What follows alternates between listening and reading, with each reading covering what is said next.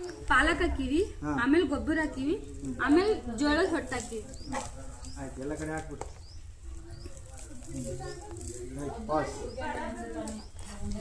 Pass pass ಹಾಕಿ stop. ಏನು ಹಾಕಿರಿ? ಸಬ್ಸಿ ಹಾಕಿವಿ, ಸಬ್ಸಿ ಹಾಕಿರಿ ಫಸ್ಟ್. ಆಮೇಲೆ ಗೊಬ್ಬರ ಹಾಕಿವಿ, ಆಮೇಲೆ ಜೋಳದ ಹೊಟ್ಟು ಹಾಕಿವಿ. ಜೋಳದ ಹೊಟ್ಟು ಹಾಕ್ಲತ್ತಾ? ಹಾಕ್ಲತ್ತೀವಿ. ಯಾಕೆ ಇದೆಲ್ಲ ಯಾಕೆ ಹಾಕ್ಬೇಕು?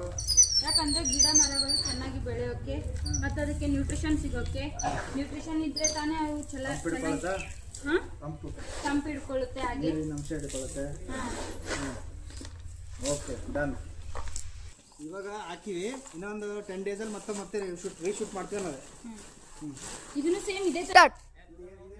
ಇದು ಮೆಂತೆ ಇದೆ ಫ್ರೆಂಡ್, ಇದನ್ನು ಮೆಂತೆನೆ ಅದೇ ತರ ಮಾಡಿದ್ದೀವಿ, ಸೇಮ್ ಪ್ರೊಸೀಜರ್.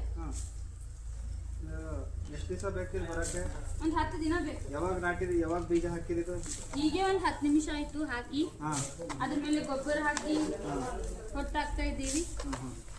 ನೋಡಿ ಫ್ರೆಂಡ್ಸ್, ಈ ಕಡೆ ಬನ್ನಿ.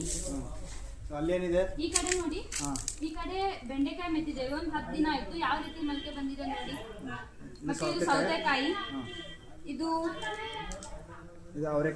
ಅವರೆಕಾಯಿ, ಅದು ಕೊತ್ತಂಬರಿ, ಪಾಲಕ್ ಹಾಕಿದ್ದೇವೆ ಫ್ರೆಂಡ್ಸ್. ಬೆಡ್ಡಲ್ಲಿ ಎಲ್ಲ ಕೊತ್ತಂಬರಿ ಮಿಕ್ಸ್ ಮಾಡಲತ್ತವಲ್ಲ, ಅದು ಎಲ್ಲಾನು ಮಿಕ್ಸ್ ಮಾಡಿದ್ದೇವೆ. ಯಾಕಂದ್ರೆ ಗ್ಯಾಪ್ ಜಾಸ್ತಿ ಆಗುತ್ತಲ್ಲ, ಹುಲ್ ಬರಬಾರ್ದು, ಮತ್ತೆ ಸ್ಪೇಸ್ ಉಳಿಬೇಕಂತ ಆ ತರ ಮಾಡಿರೋದು. ಮೇಲೆ ನಿಮ್ಗೆ ಮಣ್ಣು ಲೂಸ್ ಆಗುತ್ತೆ.